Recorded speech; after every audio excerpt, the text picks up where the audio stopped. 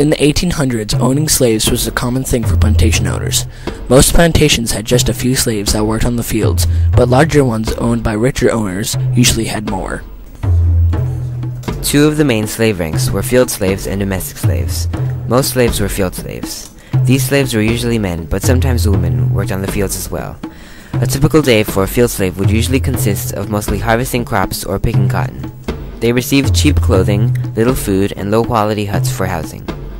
Some field slaves that had special skills like blacksmithing, carpentry, and masonry would sometimes work for other people on their days off to make some money.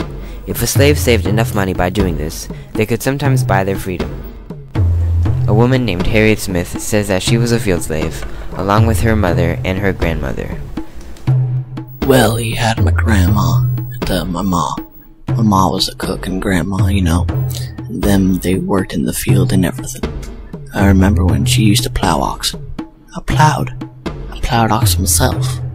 Harriet Smith. Domestic slaves were slaves who worked in the houses of their masters. They were usually women. Domestic slaves, because they worked inside the house, usually maintained close relationships with their master, and as a result were provided with better clothing, food, and shelter than the field slaves. A typical day for a domestic slave might consist of cooking, cleaning, and taking care of their master's children while they were at home. Besides their duties, domestic and field slaves, while all still slaves, had differences in the way they lived and were treated. Domestic slaves worked inside the house, which was not as hot and dirty as where the field slaves worked. They were also provided with better food, clothing, and shelter than field slaves. Domestic slaves were also typically women, while field slaves were typically men. They didn't have duties that were as physically demanding as the field slaves did. Two of the main ranks for slaves were field slaves and domestic slaves. However, sometimes the slave driver was a slave himself.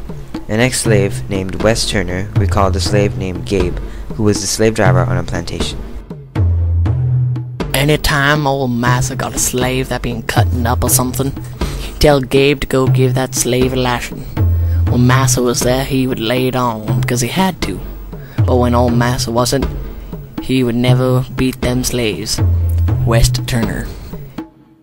While all slaves were still slaves, some were treated better than others. If the slave driver was a slave, they would usually be treated the best because slave drivers were above both domestic and field slaves. Domestic slaves came after slave drivers and were provided with better food, clothes, and shelter than field slaves. Lastly, most slaves were field slaves, doing the work on the fields and living in the worst conditions compared to other domestic slaves and slave drivers.